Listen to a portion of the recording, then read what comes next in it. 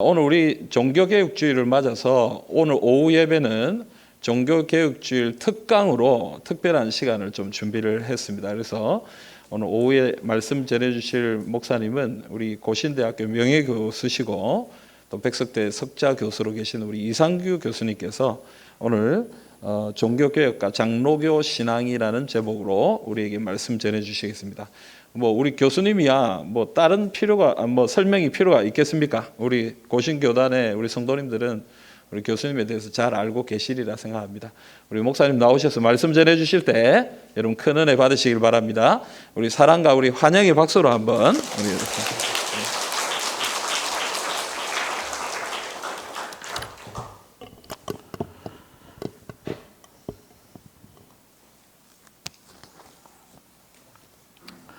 감사합니다. 이렇게 기간교회에서 초청해 주셔서 감사합니다.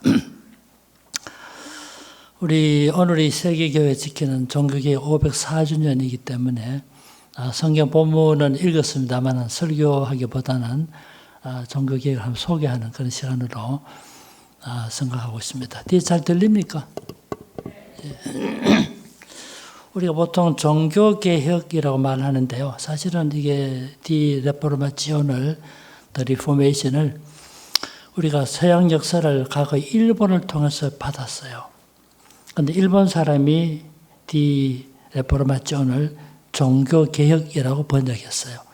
저는 이 용어가 적절치 않다고 생각합니다. 더 정확하게 말하면 종교개혁이 아니라 교회개혁으로 번역하는 것이 더 정당해요. 물론 16세기 당시 종교란 말은 기독교를 말하기 때문에 이해할 수 있지만 오늘날처럼 다양한 종교가 공존하는 다 종교 사회에서 종교개혁 그러면 불교도 개혁하고 유교도 개혁하고 이렇게 오해될 소지가 있기 때문에 사실은 교회개혁이라고 번역하는 것은 옳지만 일본 사람들의 번역을 그대로 따르다 보니까 우리도 종교개혁이라고 말하게 된 거예요. 아시겠죠? 우리나라에서 제일 처음으로 교회 역사를 가르친 사람이 누구냐면 호주 출신 선교사 왕길지, 원래 이분 독일 사람인데 개손 엥겔이라는 사람인데 이분이 평양신학교에서 제일 처음으로 이분이 교회 역사를 가르쳤어요. 그때 이분이 종교개혁을 뭐라고 번역했냐면 교회 갱정사, 고칠 갱자, 바를 정자, 교회 갱정사라고 번역했는데 아주 적절한 번역한 분이에요. 우리 종교개혁도 많이 부르는 노래 있죠. 무슨 노래죠? 많이 부르는 노래.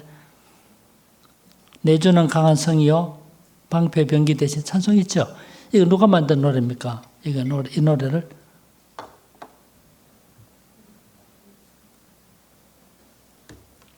노래 부르면 되지. 누가 만드는가 알 필요 없나요? 실제로는 루터가 작사한 것으로 사람들이 말하고 있는데 실제로는 루터가 작사했을 뿐만 아니라 작곡한 노래예요.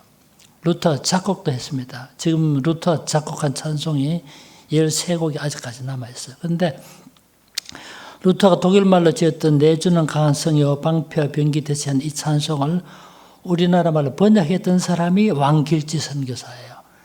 이 왕길지 선교사가 부산으로 말하면 부산진교회 당회장을 했던 분인데 이분이 원래 독일 사람인데 인도 선교사를 갔어요. 인도 선교사를 가서 호주 처녀를 만났어요. 호주 처녀와 결혼해가지고 호주로 귀화를 했습니다. 그래서 호주가 있다가 한국에 선교사로 왔는데 늘 독일말을 글 쓰고 그랬어요. 그런데 한국에 도착한 딱 그 시간부터는 독일말 안 쓰고 다 영어로 썼어요. 이 왕길재 선교사가 외국을 몇 개 했냐 17개국의 언어를 유창하게 했던 아주 언어 천재 이분이에요. 그런데 한국 와서 영어로 쓴 일기 보더라도 야 진짜 원래 영어를 모국어로 쓰는 사람인가 싶을 정도 그만큼 잘 썼어요. 근데 독일 사람이니까 루터가 만들었던 내주는 강한 성이 독일말로 된 이것을 우리나라 말로 번역해가지고 1934년에 만든 찬송가가 신편 찬송가인데 그 찬송가 게재했어. 그걸 지금 우리가 부르고 있는 거예요. 근데 이분이 바로 왕길지인데 이분이 우리나라에서 제일 처음으로 교회사를 가르치면서 종교개혁사를 일본의 영향을 받기 이전에 교회 갱정사라고 불렀는데 저는 아주 적절한 제목이라고 생각해요. 용어는 그렇고요. 그런데 우리가 종교개혁이라고 말할 때 개혁이라는 말 자체가 뭐를 암시해 줍니까? 뭔가 잘못된 것을 암시해 주고 있죠. 그러니까 종교 개혁이 일어났다라고 말하는 것은 개혁이 일어날 수밖에 없는 상황이 됐다는 뜻인데요. 우리 참고로 좀 배경을 말씀드리면 보면 이 땅에 제일 처음으로 교회가 설립됐을 때가 AD 30년 볼 수 있어요. AD 30년경에 예루살렘에 처음으로 교회가 설립됐죠. 이게 예루살렘 교회 아닙니까? 첫 100년 동안은 주로 사도들이 교회 주도적 역할을 했어요. 사도들이. 그러다가 점점 발전해 갔죠. 여러분 알다시피. 그래서 100년부터 110년 어간 됐을 때는 예루살렘에서 설립한 교회들이 그 당시 로마 제국의 중요한 지역마다 다 전파되어 있었어요. 그 당시 제국의 수도가 로마인데 로마는 적어도 그러면 2021년도잖아요. 예루살렘에 교회가 설립됐을 때가 AD 30년이라 그랬죠. 근데 로마에는 적어도 49년 정도, 49년 됐을 때 이미 로마의 기독교가 전파되어 있었어요. 그렇게 해서 기독교가 저 유럽 사회에 퍼져나가기 시작했죠. 그러다가 313년이 되면 313년에 기독교가 로마 제국에서 공적인 인정을 받습니다. 그 말은 무슨 말이냐면 기독교 선교 나서부터 처음부터 박해받았죠. 알고 계시죠? 얼마 동안 박해받았어요, 기독교가. 안 그래도 피곤해서 죽겠는데 막 물어보는 기분이 별로 안 좋으신 것 같은데 한 300년 동안 박해받았잖아요. 박해받다 313년에 콘스탄틴 황제가 기독교를 공적으로 인정했다는 뜻이에요. 그동안 기독교가 불법의 종교였는데 공적 인정을 받았기 때문에 기독교도, 쉽게 말하면 기독교도, 이 비유로 말하면요. 음식점에 여러 뷔페 음식 있죠. 뷔페 식당 가면 기독교라는 상품도 판매할 수 있도록 허락해 준 그게 공인이에요. 313년에 기독교 자유를 얻은 거죠. 그러다 380년에 가서는 기독교가 로마 제국의 국교가 되었어요. 이게 잘된 일입니까? 잘못된 일입니까? 로마 제국에서 기독교 380년, 일반 역사책에 보면 392년으로 나와요. 두 개 다 틀린 거 아닌데 3.1운동이 언제 일어나? 이거는 1919년 딱 같이 나오는데 기독교 로마 제국 국교된 것 딱 한순간에 된 것이 아니고 서서히 이런 과정을 거쳐갔기 때문에 기독교에서는 380년으로 말하고 일반 역사책에는 392년을 말하는데 어떤 기독교 로마 제국이 국교가 된 거예요. 야, 우리나라에서 기독교 국교라 해봅시다. 국교. 그럼 어때요? 다른 종교는 신봉 못하죠. 근데 로마 제국에서 380년에 로마 제국에서 기독교 국교가 된 거예요. 야, 교회가 설립되고 나서 300년 동안 박해받다가 이제는 박해받는 종교가 아니라 제국에 보호받고 비호받는 종교가 된 거예요. 잘된 일입니까? 잘못된 일입니까? 예? 어떻게 생각하세요? 예, 잘하시네요. 어떤 분은 잘된 일이다, 어떤 분은 잘못된 일이다. 두 가지 다 맞습니다. 잘된 일도 있지만 잘못된 일도 있는데 제가 볼 때는 잘됐다기보다는 잘못된 일이 더 많았어요. 그게 뭐냐면 기독교 신앙이라는 것은 신앙 자체가 지닌 그 생명력에 의해서 유지되거나 개성돼야지.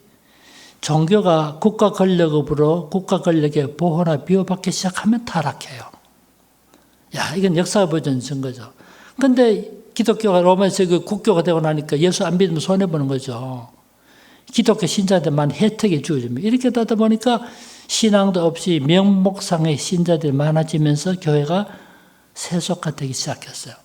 우리도 마찬가지입니다. 예수 믿는다고 부모들이 눈 뜨고 어려를 당하죠. 성경 불태우고 그때는 진짜 생존의 투쟁을 벌이게 돼요. 근데 모든 것이 다 해결되고 나서 신앙의 자유도 주어지고 마음대로 하게 되면 어떻게 돼요? 나도 모르게 그만 나태해지고 타락하는 거 마찬가지. 그런 현상이 나타나는 거예요. 380년이니까 4세기 말이잖아요. 4세기 말을 중심으로 해서 점점 기독교 부흥화가 더 좋아져야 되는데 점점 세속화된 현상들이 나타나기 시작했어요. 그러다가 390년 되니까, 590년 되니까 처음으로 성경적 아무런 근거도 없는 교황이라는 신분이 생겨난 거예요. 인간 중심의 고위 성직 계급이 생겨났어요. 하나님의 교회 모든 직분은 하나님을 섬기는 것으로서 의미를 지니는 거예요. 그런데 세속 권력처럼 최고 권력질의 교황이 어떤 위치입니까? 교황은 이 땅에서 그리스도의 대리자라고 말해요. 가면 누가 교황에게 대항할 수 있겠어? 그리스도의 대리자인데 절대적인 권위를 지니고 있는 거예요. 성경에서 근거가 없는데 성경 다 섬기는 자로 부름받았는데 계급적인 다스림의 신분으로서 교황 신분이 590년에 생겨났어. 그때 590년에 그레고리 1세라는 사람이 교황이 되는데 실제 이 사람이 제일 처음으로 교황으로 불린 사람이에요. 천주교는 베드로가 1대 교황이었다 그러죠. 그 나중에요. 590년에 그레고리 1세가 교황이 되는 그 전에 나중에 가서 그 전에 교황이 누구다 만들어내는 거예요. 그런데 590년에 그레고리 1세가 교황이 됐는데 이게 교회 간에 큰 변질을 보여주는 중요한 사건이 된 거예요. 그레고리 1세 혹시 기억하고 싶어요? 기억 잘 안 되죠? 그레고리 하지만 열세고리 그레고리 이렇게 하면 돼요. 590년에 이분이 그 교황이 되면서부터 어떻게 해요? 미신이 도입되고 미신이 교회 안에 스며들고 그래서 그레고리 1세를 미신의 아버지라고 해요. 성경도 근거 없는 교리를 막 만들어내서 연합 교리도 만들어내고요. 사자를 위한 기도, 죽은 자, 사자를 위한 기도. 우리 장례식 가서 기도할 때 죽은 고인을 위해서 기도 안 하죠. 근데 천주교는 그런 교리 만들어냈어요. 그래가지고 많은 교리를 만들어내고 물론 음악에도 영향을 끼쳤기 때문에 그레고리안 찬트라는 것이 중세 음악이 그레고리 교황으로부터 나온 건데 어떻든 이때부터 교회가 점점점 비성경적인 성경적 근거가 없는 잘못된 방향으로 나가게 된 거예요. 여러분 교회가 부패했다 할 때 교회가 부패했단 말은 교회는 건물이 부식됐단 말이 아니고 교회 지도자들이 타락했다는 뜻이에요. 교회 지도자들이 부패했단 말은 더 직접적으로 말하면 누가? 성직자들이 타락했다는 뜻이에요. 그래가지고 590년에 6세기 말인데 이때부터 교회가 점점 쇠락해져 갑니다. 그러다가 9세기 딱 되니까요. 성직 매매가 나타났어. 성직을 돈을 주고 사고 판단 말 이건 그 당시 교회가 얼마나 타락했는가 보여줘요. 성직 매매. 11세기에 가니까 면죄부가 나타났어요. 우리가 잘 아는 면죄부가 종교개혁 당시 16세기에 생겨난 것으로 생각하는데 사실은 벌써 11세기 벌써 면죄부가 생겨난 거예요. 그러면서 처음 더 타락하다가 14세기 정도 왔을 때는요. 성직자들 그때 참 미안한데 천주교 신부들이 정말 문제 많았습니다. 그때 생겨난 말이 라틴 말로 된 말인데 중요한 말이 있어요. 무슨 말이냐면 성직자의 삶은 평신도의 복음이다. 이 말 뜻을 이해하시겠어요? 성직자의 삶은 평신도의 복음이다. 그만큼 그 당시 성직자들이 타락하고 하니까 진짜 좋은 모범적인 신앙적 삶을 사는 그 자체가 우리 평신도의 복음과 같은 거라는 뜻이죠. 14세기 중엽을 거쳐가면서 우리 르네상스기 교황이라고 그러는데 교황은 신부도 결혼 안 하잖아요. 결혼때 첩도 있고 첩도 둘도 있고 셋도 있고 그런 도덕적 타락을 했어. 우리가 잘 아는 유명한 인문주의자 에라스무스라는 있어요. 에라스무스 들어보셨죠? 에라스무스. 이분이 성직자의 신부의 사생아를 출생한 사람이에요. 천주교는 사실 미안한 말인데 성적으로 타락할 수 있는 가능성이 굉장히 많아요. 왜 그러냐면 첫째 독신. 독신으로 살자면 인간의 욕망이 있는데 그 제어하기 어렵잖아요. 그래서 지금도 문제 많습니다. 실제로 우리 목사님의 사택은 개식의 목사님 사택은 저 아파트 사기도 하고 저 사기도 그렇죠. 지금도 천주교는 신부가 사는 집에 사제가 있는데 사제관이 성당 다 안에 있습니다. 천주교는 건물 짓는 것보다 더 중요한 것이 사제관을 짓는 거예요. 그래서 중세도 마찬가지인데 신부가 사는 성당이 있잖아요. 성당 안에 사제관이 있어요. 외부로부터 완전히 독립되어 있기 때문에 그 안에 무슨 일이 생기는지 모르는 거죠. 그때 큰 성당 같은 데 가면 신부가 어떻게 해요? 밥도 해먹어야 되죠. 세탁도 해야 돼요. 본인이 합니까? 그래서 내 방에 밥 해주고 세탁도 해주는 아줌마들이 있었던 거죠. 그러다 보니까 밀폐되어 있죠. 그러다 보니까 문제가 생겨났던 거죠. 그래서 펠릭스 만츠라고 유명한 종교개혁자, 이 펠릭스 만츠도 신부의 사생으로 태어난 거예요. 독일의 콘스탄츠는 교구에서 1년에 신부의 성직자 사생아가 1년에 1,500명이나 태어난 거예요. 야, 그러니까 도덕적으로 얼마나 타락했던가 알 수 있죠. 지금 저 이탈리아 가면 베네치아라는 도시가 있어요. 베네치아. 아시죠? 야, 베네치아라는 도시 가면 신부의 사생아들만 별도로 모아서 같이 살게 만들고 공부시켰던 건물이 남아있는데 지금 유명한 관광지에 되어 있어요. 왜 그렇게 했을까요? 다들 섞여서 소문나니까 소문을 막으려고 그랬던 거죠. 야, 참, 죄송한 말씀이지만 그런 문제가 정말 많았어요. 제가 어릴 때 우리 농촌교회에서 제가 다니는 교회 건물을 뜯고 새롭게 건물 짓는다 마루를 다 뜯어냈어요. 마루 뜯어내놓고 밑에 뭐가 나왔을 것 같아요. 뭐가? 응? 마루를 뜯어내니까 내가 그거 보고 정말 놀랐어. 어릴 때 우리 교회에서 마루를 뜯어내니 그 밑에서 야, 동전이 많이 수북이 나오다, 동전이. 주일학교 갈 때 헌금하러 준 걸 가지고 막 지고 놀다 빠뜨린 거야, 이게. 근데 중세 때 우리 교당 성들 다시 짓는다 마루 뜯어내면 그 밑에 영아들의 유해가 나왔어요. 그러니까 신부들이 좀 심심해서 그런데 모르겠지만 어떻든 그 성적인 타락을 보여주는 거죠. 그러니까 결국은 교회가 부패했다 할 때 이 말은 직접적으로 말하면 성직자들이 타락했다는 뜻이에요. 어느 시대든지 이 성적인 타락이 심각한 문제 이야기예요. 이거 말고도 사실 크게 세 가지 문제인데요. 사람 사는 데 똑같아요, 여러분. 이 세 가지로부터만 자유하면 존경받고 신뢰받을 수 있어요. 첫째로는 돈에 대한 애착이고 물질, 탐욕. 두 번째, 권력에 대한 탐욕. 셋째, 명예에 대한 탐욕. 이 세 가지입니다. 그래서 중세 때 교회가 이렇게 도덕적으로 타락했던 거예요. 스코틀랜드 가면 성 중에 맥네이버라는 성이 있어요. 혹시 여러 외국 다니다 사람 만나면 맥네이버라는 사람이 있어. 맥네이버라는 뜻이 무슨 말이냐면 수도 원장의 아들이라는 뜻이 있어요. 수도 원장이 아기를 낳았는데 자기 자식이라 하면 부끄러우니까 별도 성을 지죠. 그게 맥네이버 성의 시작이 된 거예요. 이런 것들 그 당시 천주교 상황을 보여주는 것이에요. 제가 말씀드린 것이 교리적인 성직자들의 도덕적인 탈선을 말씀드렸는데 이것보다 더 중요한 것이 뭐냐면 교리적으로 탈선한 거예요. 교리적으로. 14세기, 15세기 그처럼 교리적 탈선. 다 말씀 못 드리니까 몇 가지만 말씀드려볼게요. 첫째, 성경관 따져. 성경관. 야, 우리는 요 66권 요것만이 하나님 말씀을 믿고 있죠. 그렇죠? 요 66권을 뭐라고 말합니까? 요거를. 성경을 다른 말로.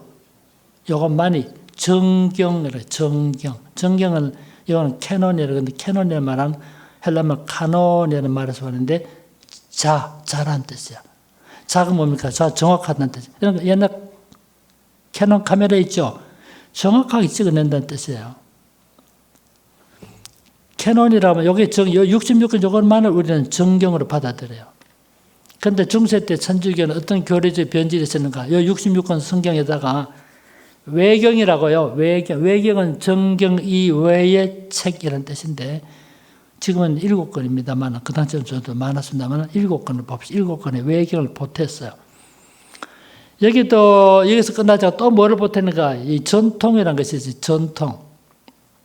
전통이라는 것이 뭐냐면 야, 저 학교 전통이라는 학교다. 그런 의미에서 전통이라는 말은 아니고 천주교에서 문서는 없지만 일반적으로 시행해 오던 관행들, 교회회의 결정사항들, 교황이 발표한 칙령들 이걸 다 합쳐가지고 전통이라 불러요. 예컨대 천주교에서는요. 마리아가 예수님만 출산했지 아기를 출산한 일이 없다. 예수님은 성령으로 태어났으니까 별교를 볼 때 마리아는 영원히 처녀였다. 천주교 그렇게 믿고 있어요. 지금도. 예수님의 어머니 마리아가 영원히 처녀였습니까? 우리 성경 보면 적어도 동생이 적어도 6명 출산했어요. 그런데 천주교는 예수님의 어머니 마리아는 영원히 처녀, 영원 동정 여설. 심지어는 천주교 뭐라 그러냐면 예수님 어머니 마리아는 죄 없이 출산했다. 무죄 수태설, 무죄 잉태설을 말하고 있어. 심지어 마리아가 승천했다. 마리아 승천설 주장해요. 여러분 이거 어디서 나옵니까? 성경 근거 없어요. 어디 있는 겁니까? 교회 회의가 결정한 거예요. 이런 것들이 어디에 속하면 이다 전통에 속합니다. 우리 이런 노래 알지요? 여러분 아베 마리아 노래 아세요? 아베 마리아 학교 다닐 때 배웠죠? 아베 마리아가 무슨 뜻입니까? 그게 아베 마리아는 말 아베 메리 아베라는 말은 찬양하는 뜻인데 그래서 마리아를 찬양하는 뜻인데 마리아를 찬양하는 노래가 아베 마리아예요. 구노의 아베 마리아 한번 불러볼까요? 이런 노래들이 있는데 이게 다 마리아를 높이기 위해서 만든 거예요. 이게 높이기 위해서 만든 노래 이게. 결국은 마리아에 대한 이 교리들도 성경적 근거 없는 것을 만드는 교회가 결정한 거예요. 이런 것들 통틀어서 전통이라 그래요. 교회가 관행적으로 시행해 오던 관행들, 교회 회의의 결정사항들, 교황이 발표한 문서, 교황의 칙령을 통틀어서 전통을 그러는데 천주교는 66권의 성경에다가 7권의 외경에다가 전통까지 합쳐서 다 하나님의 말씀이다 라고 말하고 있는 거예요. 그래서 이 성경에 없는 여러 가지 교리들이 생겨날 수밖에 없게 된 거예요. 이게 교리적 탈선이죠. 그래서 개혁자들이 66권 이것만이 하나님의 말씀이고 다른 모든 걸 다 폐기해야 된다는 그 주장이 오직 성경이란 말이에요. 오직 성경만 들어보죠. 그게 66권만이 하나님의 말씀이라는 뜻이에요. 그래서 외경도 버려야 되고 전통도 버려야 된다는 거예요.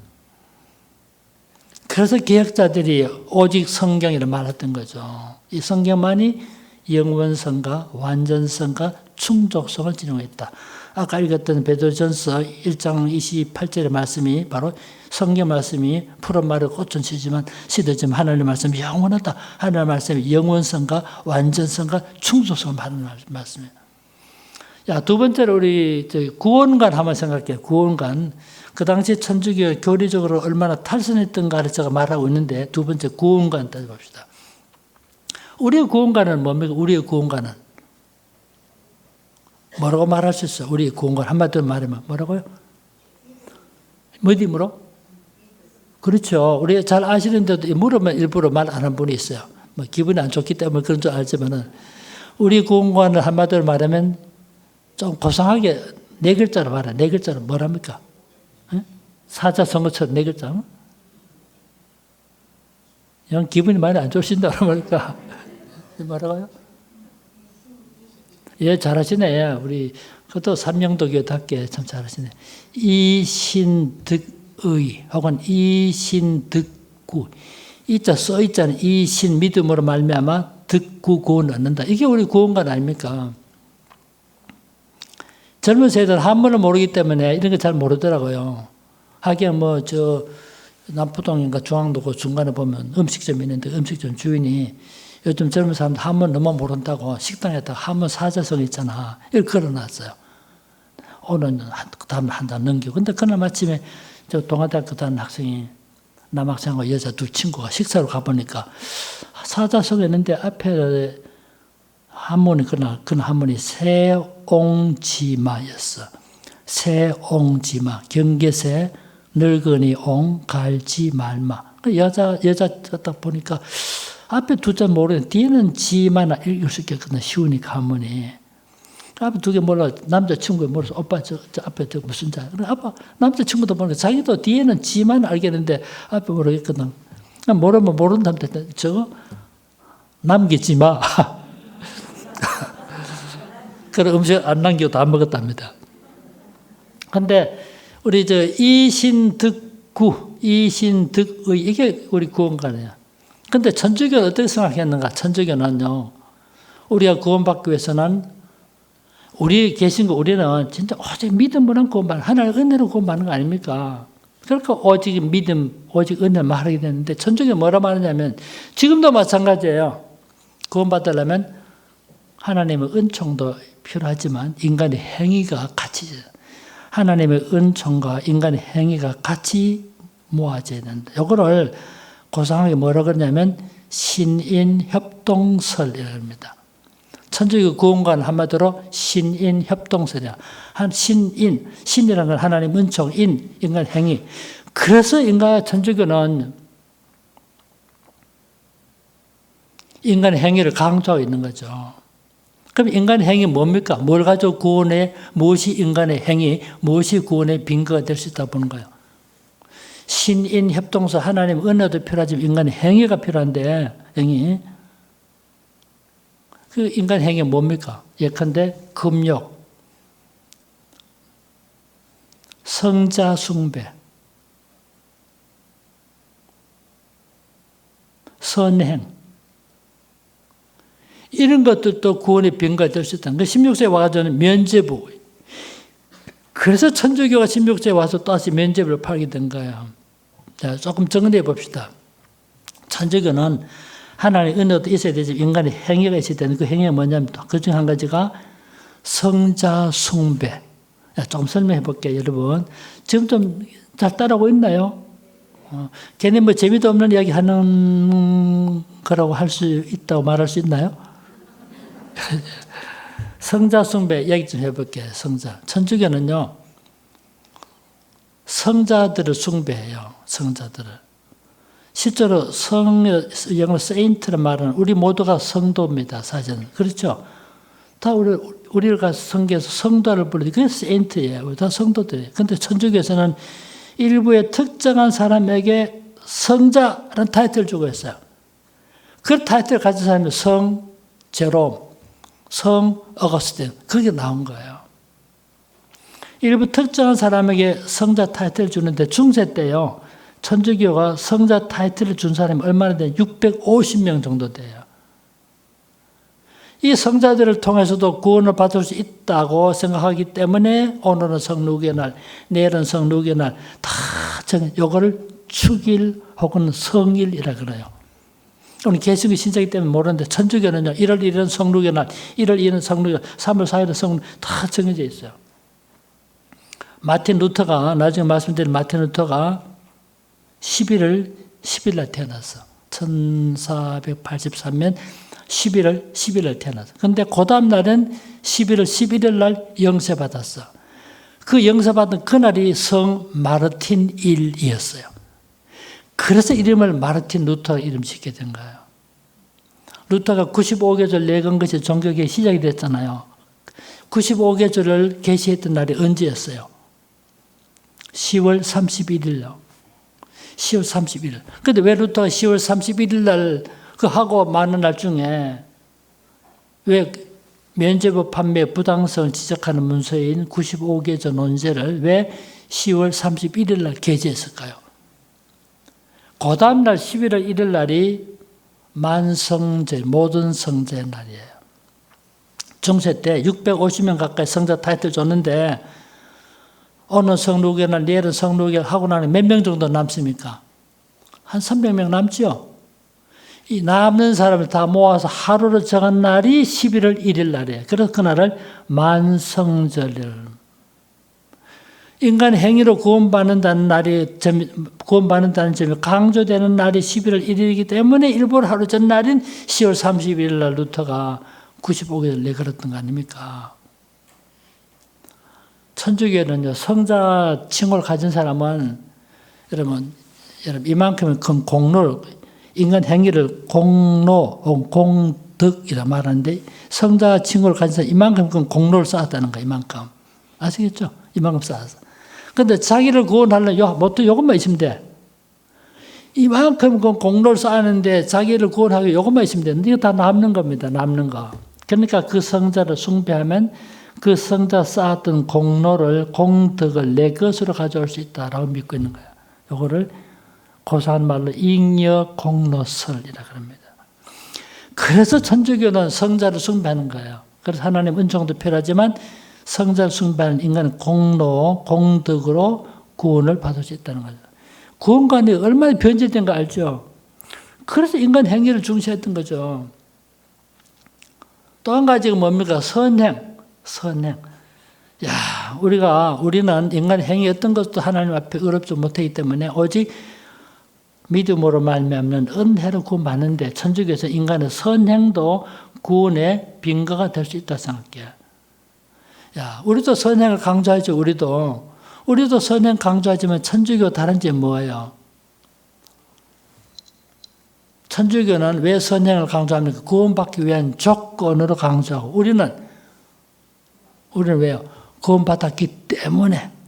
왜 우리가 선한 일을 하고 말씀대로 살아야 됩니까? 그건 구원받았기 때문에 구원받은 것에 대한 감사의 표시예요. 천주교는 인간의 행위라도 구원받을 수 있다 보기 때문에 구원의 조건으로 강조한 차이점이에요. 제가 몇 가지 설명드렸는데 어떤 천주교에는 구원관이 신인 협동설이에요. 이 잘못된 구원관을 반대했던 사람들이 개혁자들이 그래서 인간이 구원받는 것은 오직 하나님의 은혜로 믿음으로 말미암기 때문에 오직 믿음, 오직 은혜를 말하겠다는 거예요. 잘 이해하셨습니까? 그 결국은 종교개혁의 핵심 가르침은 그 시대의 잘못된 관행에 대한 거부였잖아요. 그래서 오직 은혜, 오직 믿음, 오직 은혜, 오직 성경을 말했던 거죠. 잘 이해하셨어요? 그 외에도 뭐 다른 것이 있지만 이 정도만 말씀드릴게요. 그래서 어떻든 그 시대에 이런 문제가 있었기 때문에 종교개혁이 불가피하게 된 거예요. 하나님께서는 참고 계시다가 도저히 안 되겠다. 그래서 개혁자들을 세우시고 당신의 교회를 개혁하는 작업을 시작하게 된 거죠. 제가 이제 좀 말씀드렸는데 속으로 이거 언제쯤 마치겠는가 큰일 났다. 이렇게 참 공포감을 가지고 두려움 가운데 앉아 계신 분이 계실지 모르겠는데 아무리 기도도 우리가 4시 전에 마치니까 기대와 소망을 가지고 그렇게 들어주시면 되겠습니다. 그러면 우리 종교개혁이 어떻게 전개되어 갔던가? 상당히 구라파여서 복잡합니다. 그렇지만 아주 간단하게 좀 쉽게 한번 설명해 볼게요. 제일 좋은 방법은 국가별로 이해하는 것인데 먼저 독일부터 합시다.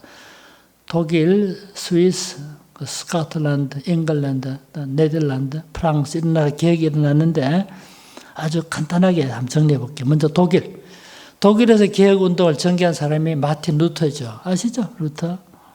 왜 마르틴이 되는 거 말씀드리는데 루터인데 물론 루터 말고도 루터 죽은 다음에 그 후계자인 멜랑흐톤에 의해서 개성되고 카피토 같은 사람이 있었지만 대표적인 인물이 루터죠. 루터의 개혁운동이 발전해가서 나중에 하는 교파를 형성했어. 그게 루터파, 루터교회가 된 거예요. 우리나라 부산 루터교 별로 없기 때문에 잘 모르죠. 부산 루터교가 제가 알기로 4군데 있어. 루터의 개혁운동이 하나님의 교회를 개혁하자는 이 운동이 결과적으로 하나 교파를 형성한 그게 루터파를 형성이 됐어. 아시겠죠? 그래서 독일에서 복음주의를 할 때는 에반겔리시를 할 때 루터파를 의미해요. 이 독일을 중심으로 루터파 신앙이 여러분 구소련 연방 해안주를 거쳐서 스칸디나비아 반도로 올라갔어. 그래서 노르웨이, 덴마크, 스웨덴 같은 나라가 대표적인 루터교 국가가 된 거예요. 다음 시기에 이 스칸디나비아 반도 살던 사람이 북미대로 미국 이민 갔어. 가족 캔사스 같은 데, 그 칸콜디아 이런 데 가서 살다 보니까 미국에 루터교가 자리 잡게 된 거예요. 그러다 6.25 전쟁 때, 6.25 동란 때 미국에 있는 루터파가 한국에 선교사를 보내서 한국에 루터교가 들어오게 된 거예요. 그런데 6.25 동란 때 루터 선교사들이 조선에 우리나라 와보니까 이미 장로교, 감로교, 침례교 많이 있으니까 우리는 교회를 설립하는 이런 차후를 하고 문서 선교에 집중하고 방송 선교하자. 그렇게 해서 교회 설립에 큰 관심을 두지 않았기 때문에 지금 한국의 루터교는 약 130개 정도밖에 안 되는 교단을 남게 되었어요. 그러니까 외국 다니보면 루터교 많습니다. 그게 바로 루터의 기획운동의 결과로 생겨난 겁니다.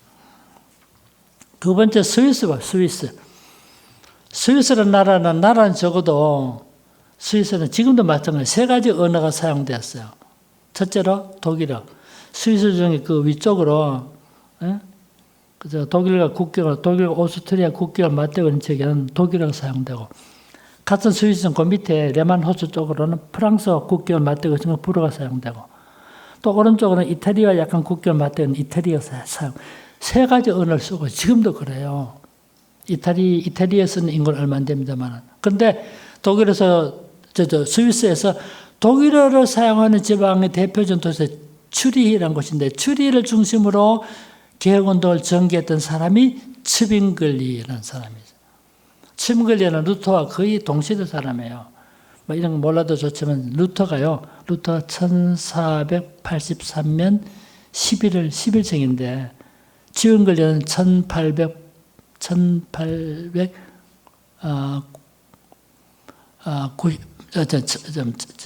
다시 말할게요. 치문걸리가 1484년 1월 1일생이니까 그러니까 루터와 치문걸리 나이가 2달 차이에요. 2달 차이. 그러니까 거의 동시적으로 개혁이 전개되었죠. 그래서 루터와 찌문걸리하고요 큰 차이가 없습니다. 정말 하나님의 교회를 개혁하려면 똑같은 이념을 살았는데 한 가지 견해가 달랐어요. 그래가지고 루터와 찌문걸리가 연합해서 하나의 교회를 만들지 못하고 결별해서 루터는 루터대로 발전해서 루터교가 되었고 찌문걸리는 나중에 칼빈의 개혁운동과 합쳐가지고 개혁파교회 리포엄드 처치 개혁교회를 만들게 된 거예요. 다시 말하면 스위스에서 독일어 사용권인 추리를 중심으로 한 찌문걸리 개혁운동이 나중에 칼빈의 개혁운동과 합쳐져 가지고 교파를 형성했는데 그것이 바로 개혁교회, 개혁파교회를 형성했던 거죠. 자, 세 번째가 이제 같은 스위스의 불어 사용 지역인데 스위스의 불어 사용 지역의 대표적인 도시 제네바는 곳인데 이 제네바의 중요한 개혁자가 바로 칼빈이었어요. 칼빈이 1509년생이니까 루터나 찌문걸리보다 한 세대 후배였어요. 그런데 제네바를 중심으로 칼빈 개혁운동이 발전되어 가고 같은 스위스에서 독일어 사용 지역인 찌문걸리가 죽고 나서 찌문걸리 후계자가 불린 건데 이 불린과 칼빈은 그 동시대 사람이었어요. 우리는 교회를 스위스 교회는 우리 나누지 말고 합치자. 그래 합쳐가지고 리포엄드 처치 개혁파 교회를 형성된 거예요. 아시겠죠? 근데 또 이 스위스에서 만든 개혁파 교회가 프랑스로 넘어가서는 처음에 위군화를 불리다가 프랑스 개혁교회가 되었고 스위스에서 발전 이 개혁파교가 네덜란드로 넘어가서는 처음에는 거지들이라는 경멸적인 언어를 불리다가 나중에 화란 네덜란드니까 화란 개혁파교회를 형성했던 거예요.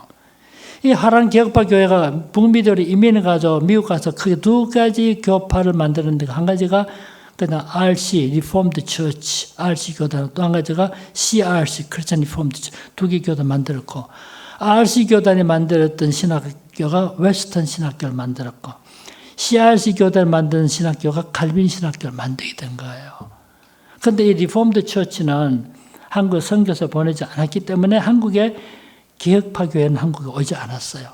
그러나 CRC 교단이 과거에 고려신학교 건물지도도 자료도 보내주고 책도 보내주고 우리 관계 맺고 했는데 직접적으로 한국에 선교사는 파송하지 않았어요. 내가 아시죠? 자, 그 다음에 처음에 독일 말했고 스위스에서 독일어 사용권 말했고 스위스에서 불어 사용권 말했는데 이제 네 번째로 잉글랜드. 야, 조금만 시간이 이렇게 빨리 가네. 그래도 많이 안 할 테니까 조금 편안하시게 들어주세요. 여러분 지금은 영국이라 할 때 밑에 잉글랜드하고 위에 스코틀랜드하고 그렇죠? 왼쪽에는 웨일즈하고 저 위에는 아일랜드 다 합쳐서 영국이라 그러죠? 그래서 합쳐졌기 때문에 유나이티드 킹덤 UK라 그러잖아요. 그런데 16세기 당시는 밑에 잉글랜드, 런던을 중심으로 잉글랜드하고 스코틀랜드 에딘버러 중심으로 스코틀랜드 별개 나라였어요. 그런데 밑에 잉글랜드 있지, 잉글랜드에서 개혁은 영국 왕이었던 헨리 8세에 의해서 개혁이 추진되었어요. 그런데 잉글랜드에서는 개혁이 뭐냐면 이 왕이 헨리 8세 왕이 자기 이혼 문제 때문에 천주교와 관계를 단절했어. 참 재미있는 얘기 많지만 시간이 가기 때문에 말 못하겠는데 잉글랜드에서는 왕이 헨리 8세 왕이 자기 이혼 문제 때문에 천주교 교황과 관계를 단절하고 그 잉글랜드 교회를 묶어서 독립하는 교회가 성공해요. 그게 성공해. Church of England인데 영어로 앵글리칸 처치를 하기도 합니다. 이 앵글리칸 이게 성공해야 된 거예요. 그러니까 칼빈이나 루터 찌문걸리 진짜 바른 신앙을 지키려고 그렇게 싸웠는데 잉글랜드에서는 왕이요 이혼 문제 때문에 천주교 관계를 끊고 천주교로부터 독립한 그것이 성공이 지금의 영국 국교가 된 거예요. 아시겠죠? 그러니까 순수하지 못하다 보니까 천주교도 아니고 개신교도 아니고 어정쩡한 그 위치에 대한 그 성공회가 된 거예요. 지금까지 잘 이해하셨죠? 야, 마지막으로 하나만 더 말씀. 그 다음에 스코틀랜드 봅시다. 지도 보시면 밑에 잉글랜드고 여기 스코틀랜드잖아요. 그렇죠? 스코틀랜드 기획자가 존 락스라는 사람인데, 존 락스. 이거 안 그래도 피곤한데 뭐 외국 이야기 하니까 머리 아프다 할지 모르지만 머리가 약간 아픈 것이 건강에 굉장히 또 좋아요. 우리 치매를 예방하는데 제일 좋은 것이 역사 공부라고. 이런 못 들어봤습니까? 실제 치매 예방 제일 좋은 것이 역사 공부예요. 두 번째로는 성경 읽는 거. 근데 이 스코틀랜드 기획자가 누구냐? 존 락스인데, 존 락스가 그것도 원래는 신부였습니다만은 나중에 고르파로 망명 가지고 칼빈이 있는 제네바 가서 공부했어. 그래서 제네바 가서 칼빈에게 가르침을 받아서 그 삼면이 있었어요. 삼면이 있다 제네바를 떠날 때 락스 했던 유명한 말이 지상에서 제네바를 가리켜서 지상에서 가장 완전한 하나님의 학교다. 그렇게 말했을 정도로 큰 영향을 받았어. 그래 받아가지고 나중에 상황이 좋아지니까 존 락스가 자기 조국으로 돌아갑니다. 오래 망명생활 끝나고 1559년에 자기 조국으로 돌아가서 종교개혁을 다 한행했어요. 종교개혁을 다 하고 1560년에 스코틀랜드 장로교회를 출범하게 된 거예요. 그런데 왜 제가 이런 말씀 드리냐면 여러분 생각해 봐요. 존 락스가 말입니다. 칼빈의 가르침을 받았기 때문에 자기 조국 스코틀랜드 가서도 스코틀랜드 개혁교회라고 이름할 수 있잖아요. 그렇죠? 그 개혁교회니까 자기 조국인 스코틀랜드 돌아가서도 Reformed Church in Scotland, 스코틀랜드 개혁교회라고 이름할 수 있음에도 불구하고 그렇게 이름 쓰지 않고 왜 장로교회라고 했을까요?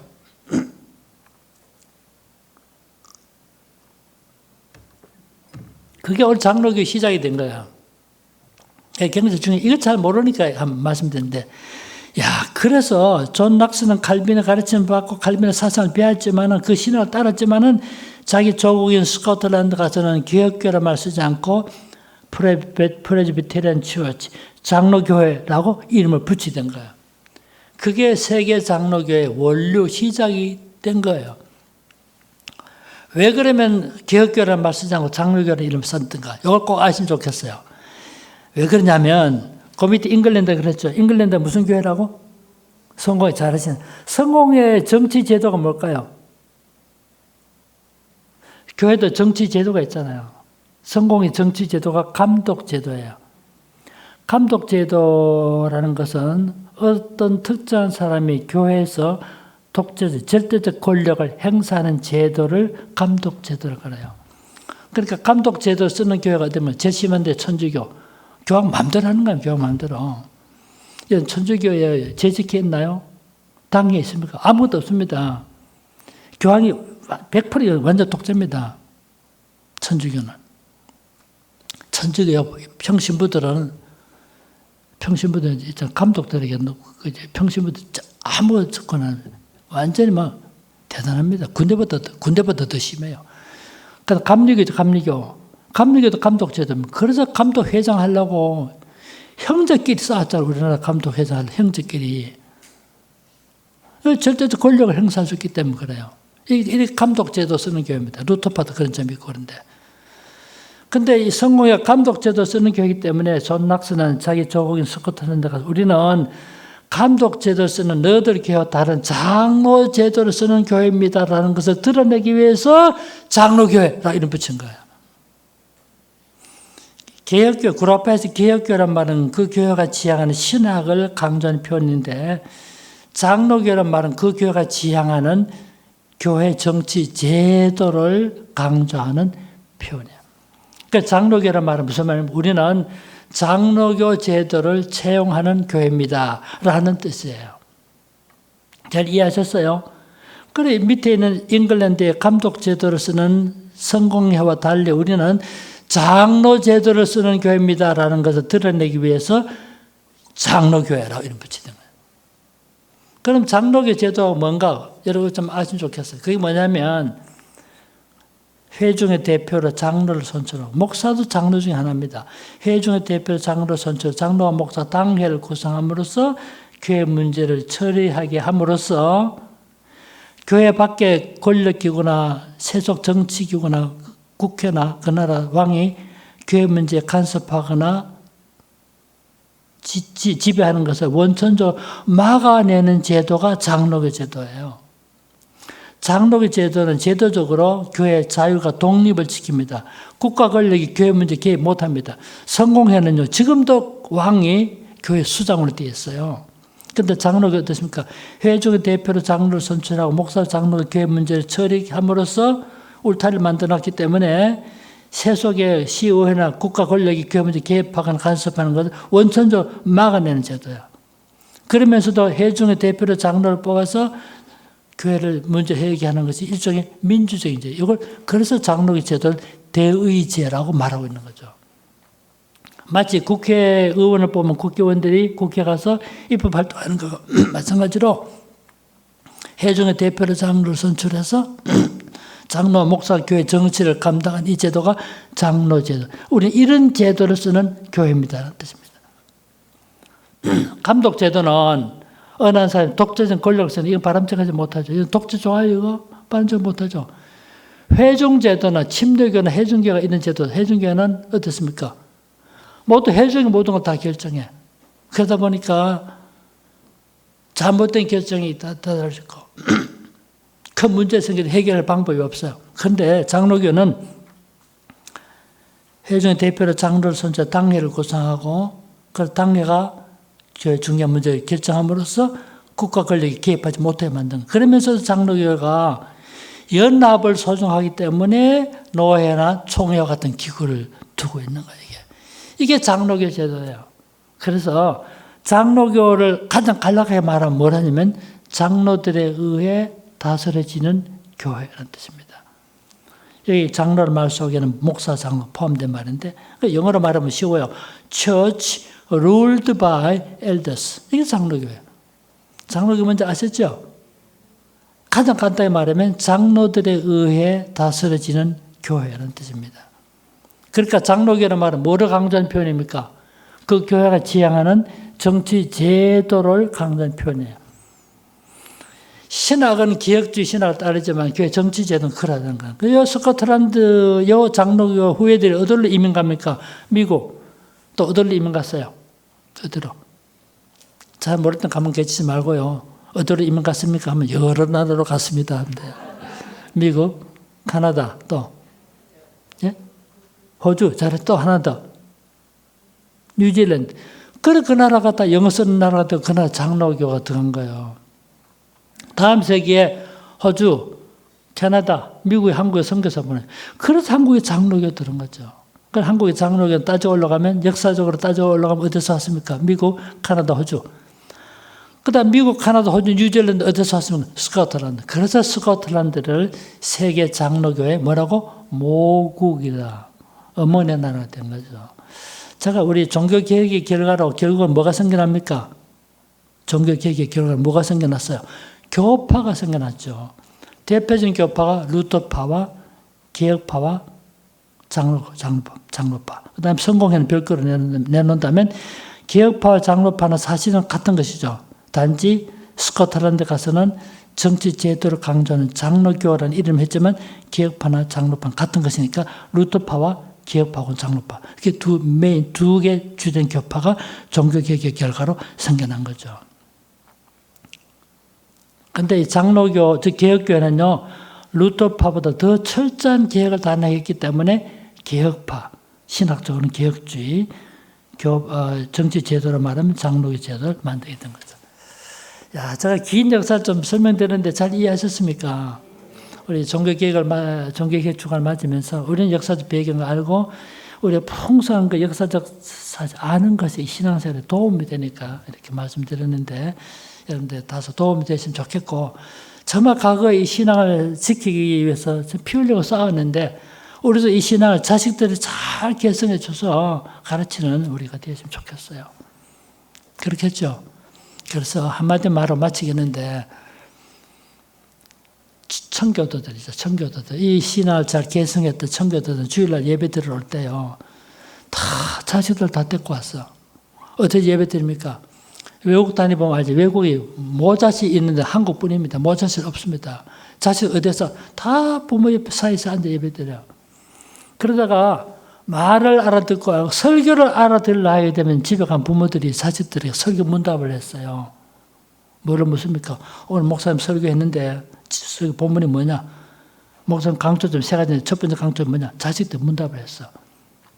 그러니까 부모들이 문답을 해야 되니까 설교 잘 들을까요? 잘 못 들을까요? 집에 가면 문답 왜 잘 듣게 되죠? 자식들은 집에 가면 부모가 물어보니까 미리 들어야 돼. 그래서 설교에 집중하게 만든 거예요. 그래서 청교도 가는데 위대한 설교자가 나온 겁니다. 교인들 그렇게 열심히 들어주니까 설교 진짜 준비 잘했던 거죠.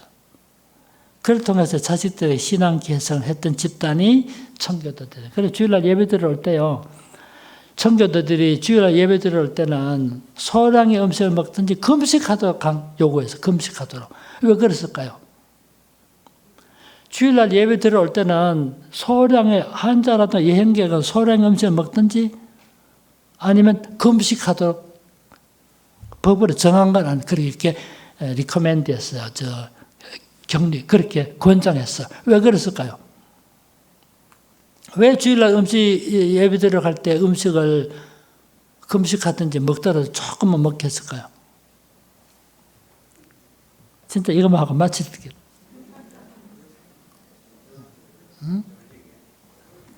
왜 그랬을까요? 한 번씩 물어보면 또 생각해 보는 게 좋더라고요. 왜요? 이게 청교도들 중요한 전통이었어. 왜 그러냐면요. 주일날 음식을 많이 먹고 오면 예배드릴 때 어떤 현상이 일어나요? 잠이 오는 거예요, 잠이 와. 잠이 오면 뭘 못합니까? 설교에 집중할 수 없는 거죠. 요 한 가지만 보더라도 그분의, 그 청교도 집단의 신앙생활의 태도가 어떤가 알 수 있죠. 그래서 설교에 말씀에 집중. 그러니까 설교자들이 설교를 정말 열심히 준비해. 그래서 청교도가 위대한 설교자가 나온 거 아니겠어요? 그래서 우리 종교개혁을 기념하면서 우리 어른들 마찬가지지만 다음 시대에 정말 중요합니다. 정말 자식들이 진짜 믿음으로 살 수 있도록 다 교양하고 말씀에 습관이죠. 예배에 참석시키고 이렇게 해서 주일 성수를 거룩하고 소중하게 한 사람의 신앙의 상태를 파악할 수 있는 가장 중요한 척도가 주일 성수를 어떻게 하는가 알 수 있어요. 정말 그래야 교회가 부흥하고 생명 있는 신앙을 가지고 있어요. 이런 신앙을 잘 계승하는 우리 삼명도교 성도들 되시기를 주의 이름으로 축원합니다.